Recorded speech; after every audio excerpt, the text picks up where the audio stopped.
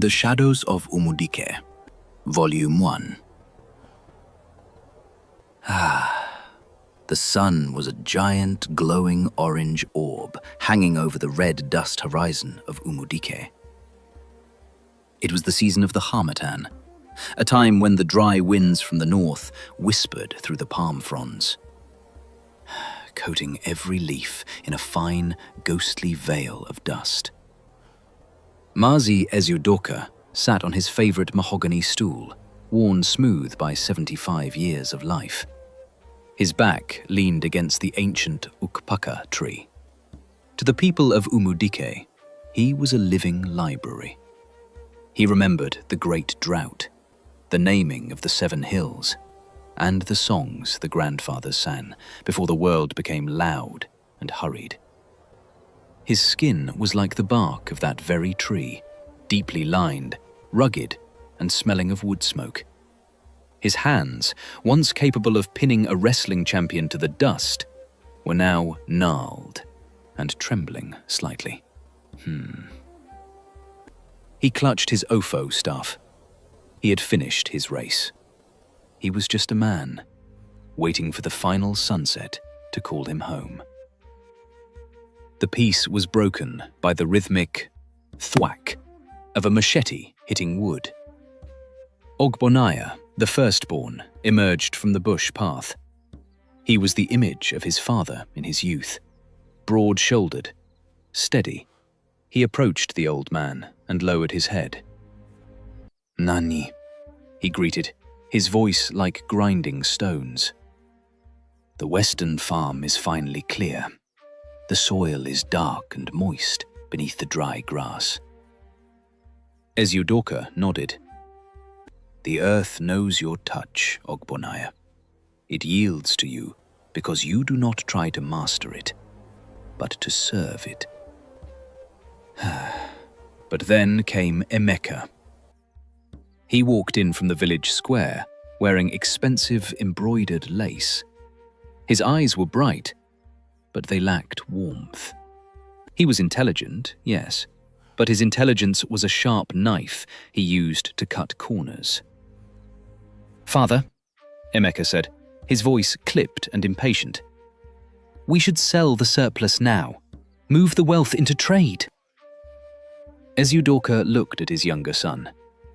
"We do not sell what the family needs to survive a drought just to fill a chest with coins, Emeka.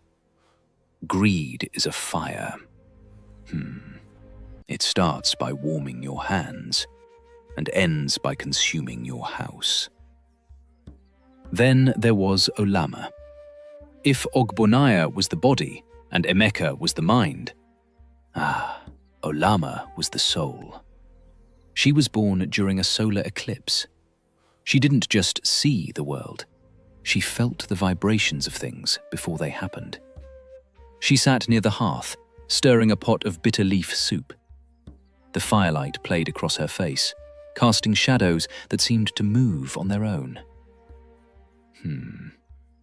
Suddenly, the steam twisted. In the swirling vapor, she saw a silver cup pouring out black sludge. It crawled like a snake toward her father's feet. She saw a hand, Emeka's hand, holding a dark vial. The ladle fell from her hand. Her heart was thumping, thump, thump, thump, thump, against her ribs. She looked at Ogbonaya, her voice a terrified whisper. "The seasons are changing, brother, but the change is not coming from the sky. There is a rot in the root, and soon the whole tree will feel the poison."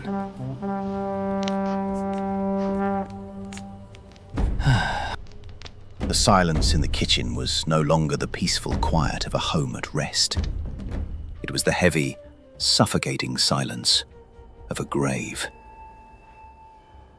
Since Lolo Neka had passed, the hearth felt colder, even when the fire was roaring. The village said she died of a shaking of the heart, but the walls of this compound, they knew a more bitter truth. Neka had been the glue of the family. the only one who could look into Emeka's restless eyes and make him lower his gaze. But greed is a hunger that eventually devours even the hand that feeds it. The night of her collapse played on a loop in the minds of those who remained. Emeka had been caught red-handed. He was digging beneath the sacred shrine of the ancestors, looking for the cache of silver and gold Ezeudoka had hidden decades ago. When Nneka saw her son desecrating the earth of his forefathers, she didn't scream. She wept. "Emeka," she had whispered, her voice cracking like dry wood. "Is our love not enough? Must you rob the dead to feed your pride?" Emeka hadn't felt shame. No, he felt the burning rage of a man interrupted. "Your love is a cage," he had hissed. "You and father are relics of a world that is dying." The venom in his voice was the final blow. Her heart simply gave up. She fell into the dirt, her eyes fixed on the son who had just declared her world dead.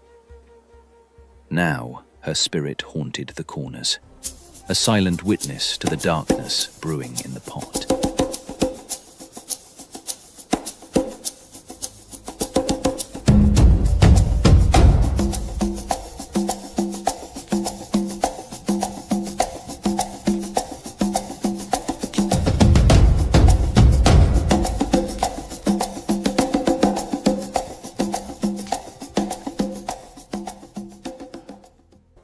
The month of the hungry season arrived.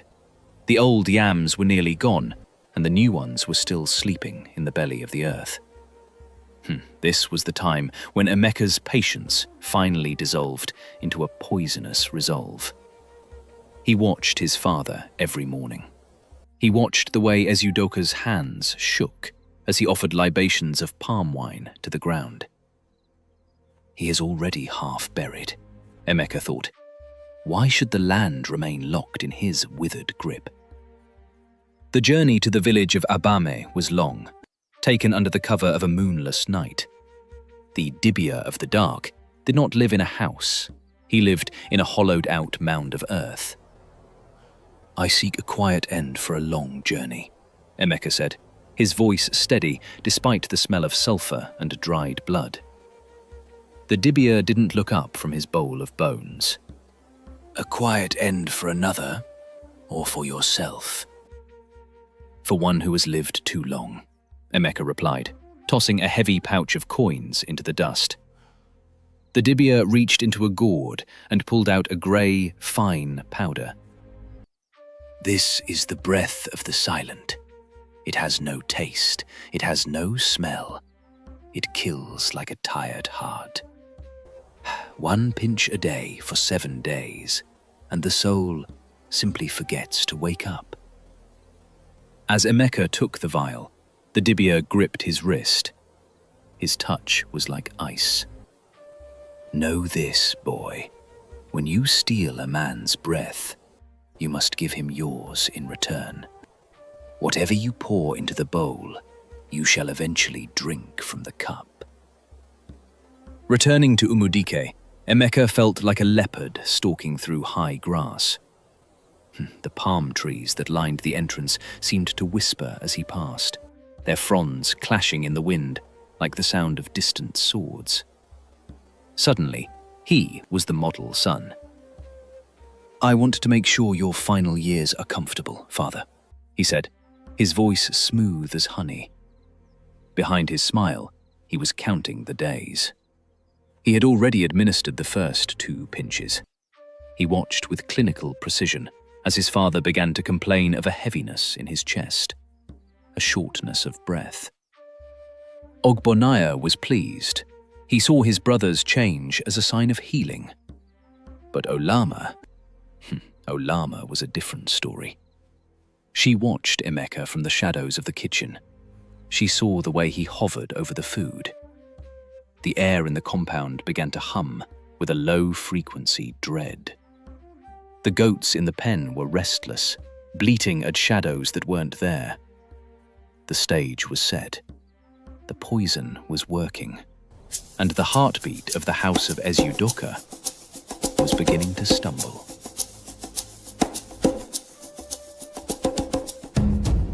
The sun had finally surrendered, leaving Umudike in a bruised, purple twilight. The crickets began their rhythmic chant, but tonight, their song sounded like a warning. Emeka walked toward his father's hut, the bowl of ofe and sala held tightly in his hands. Every step felt like he was treading on the sharp edges of broken promises. Inside, the patriarch, Ezeudoka, lay on his mat. His breath came in shallow, ragged rasps. "Is that you, my son?" the old man whispered.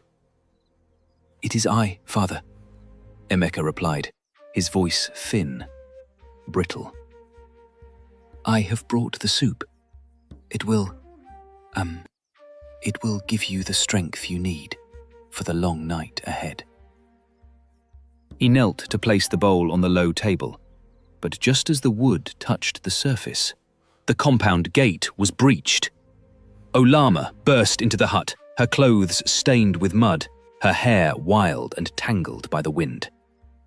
"Stop!" she screamed. The word hung in the air like a thunderclap. Ogbonaya was right behind her, his large frame filling the doorway, his shadow casting a long, dark line across the floor. He looked from his sister's terrified face to the steaming bowl of soup. "Olama?" Ezeudoka coughed, clutching his chest. "What is the meaning of this intrusion?"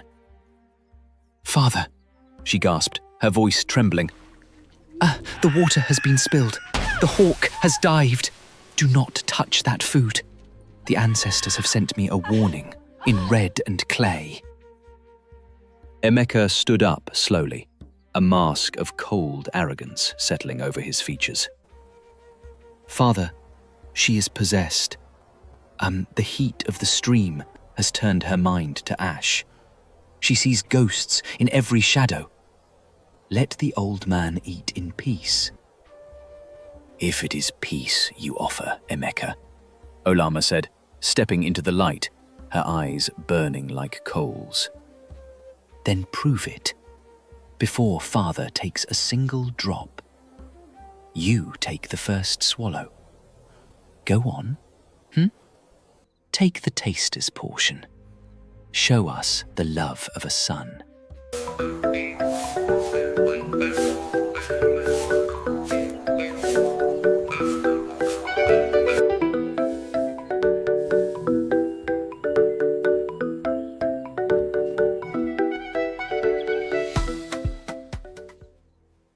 The silence that followed was so heavy, it felt as if the roof might collapse.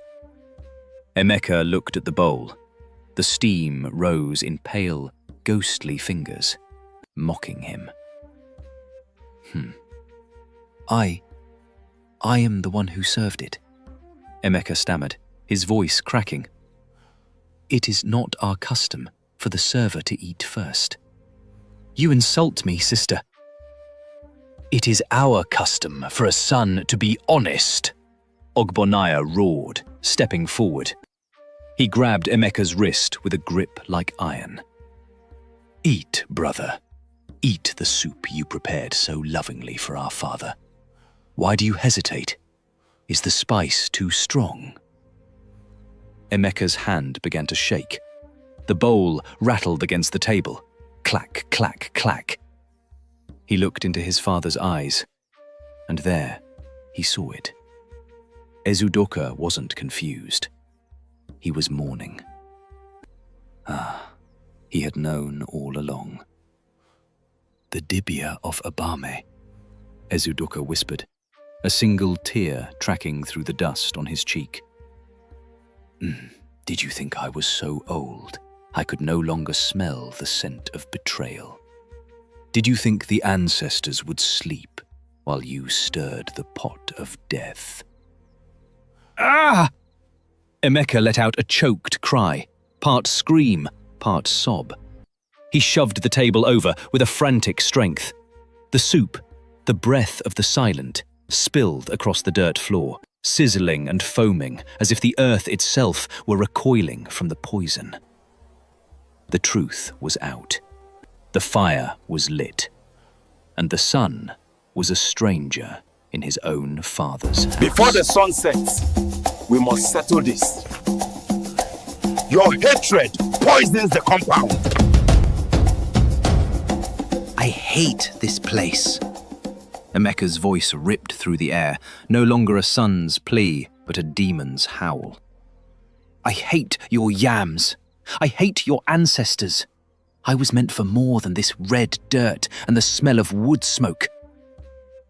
He lunged past Olama, his elbow striking her shoulder with a sickening thud. Before Ogbonnaya could close his massive hands around the traitor's throat, Emeka was gone. He dove through the window opening, vanishing into the thick grey shroud of the Harmattan mist. Ogbonnaya's face was a mask of pure, murderous fury. I will bring his head back to this floor before the moon sets. No! Ezeudoka's voice was a sharp crack of authority, followed by a wet, painful cough. Let the forest have him, Ogbonnaya. He has already consumed his own soul. There is no hunter more patient or more terrifying than a man's own shadow. Let the land do what we cannot. Emeka ran until the air in his lungs felt like molten lead. He reached the sacred grove, a place where the trees are so old they have names and the shadows never truly leave. He collapsed against a gnarled trunk, his heart thumping, thump, thump, thump, thump, echoing against the silence of the woods. But the silence began to breathe. Emeka? He froze, his eyes bulging. It was his mother's voice, but it didn't come from behind him. It came from the wind, rubbing the leaves together. Emeka, my son, why are your hands so cold? Go away, he shrieked, clawing at the dark. But every shadow took the shape of a bowl. Every rustle of a snake in the grass sounded like the sizzling of the poison on the floor. He realized then, with a soul-crushing dread, that he hadn't just tried to kill a man. He had severed the cord that tied him to the world of the living. He was alone. Truly, eternally alone. The next morning, the great Ikoro drum spoke for the first time in 7 seasons.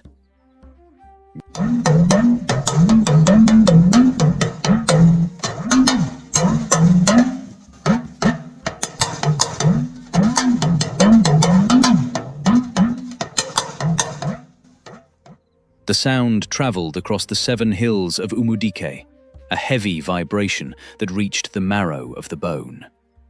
The council of elders sat in the square, their faces like stone masks.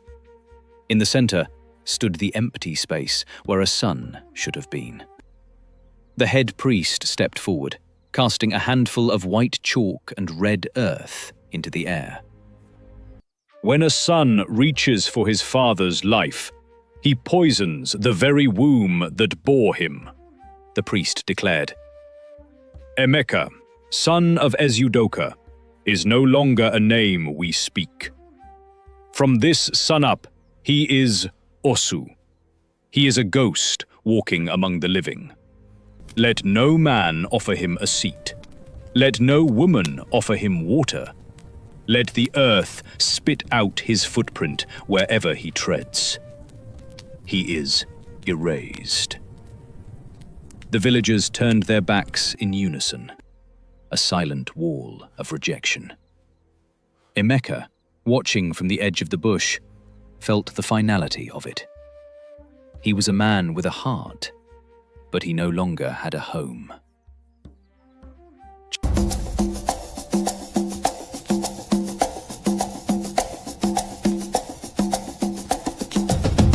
first night in the forest was the longest night of Emeka's life. He had always prided himself on his mind, his superior intellect that made the village elders look like children.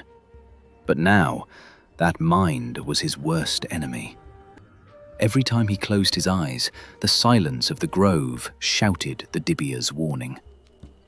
"The price is a piece of your shadow." He crawled to a stagnant pool to wash the sweat of terror from his brow. But as he bent over the water, he didn't see a young man. He saw his mother, Neka, staring back at him from the black ripples. Her mouth didn't move, yet he heard her clearly. "Is this the gold you wanted, Emeka?"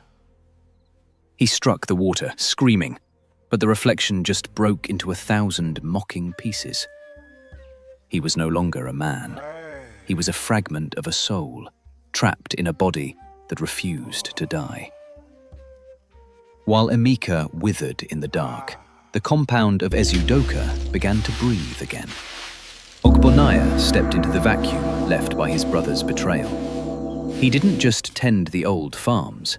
He cleared new ones that stretched to the very borders of the next village. He shared the surplus with the widows and the orphaned. He sat by his father's feet every evening, the bond between them forged in the fire of their shared grief. "Father," Ogbonaya said one night, "the villagers ask why we do not hunt the one who fled. They say an abomination must be purged."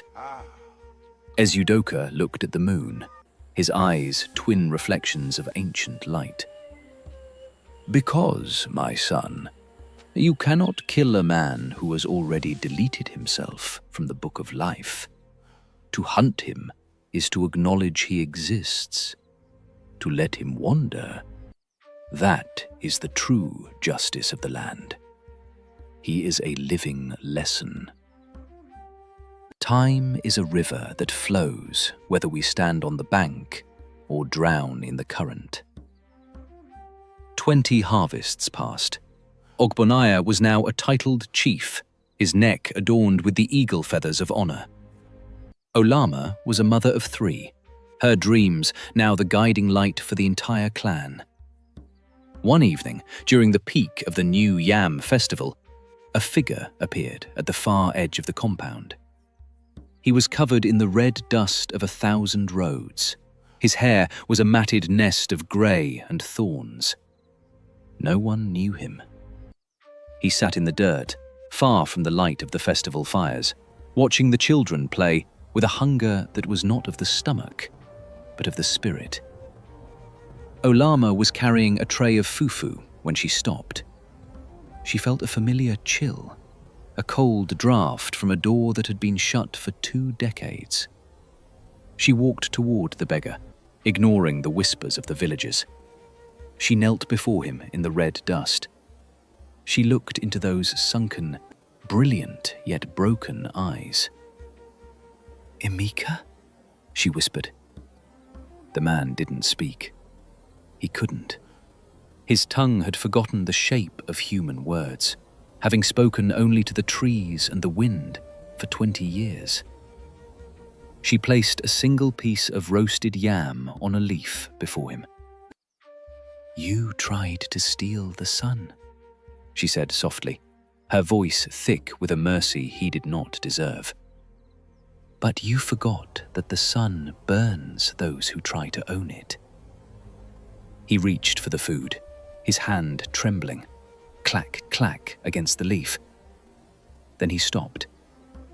He looked at the joy of the family he had tried to destroy, and he wept. Saltless, silent tears that left tracks in the dust of his face. He didn't eat. He simply turned and vanished back into the shadows. At 95, Ezeudoka's time arrived. The air in the central hut was thick with the scent of medicinal herbs and the heavy, reverent breath of the village. The lion of Umudike lay on his back, his eyes fixed on the thatched roof as if he could see through the straw into the heavens. He called Ogbonaya and Olama close. Do not. Do not hold anger for the shadow at the gate, the old man whispered. He was my son. He was your brother. He was the price we paid to learn the true value of love. He reached out his gnarled hand, touching Ogbonaya's face one last time. With a final, peaceful, his chest stilled. The Ofo staff fell from his grip. The patriarch was gone. The burial was a sea of white cloth and rhythmic dancing. The Ogene bells rang out across the 7 hills, a metallic heart beating for the fallen king. But high on the hill overlooking the grave, a lone figure stood silhouetted against the clouds. Emeka watched.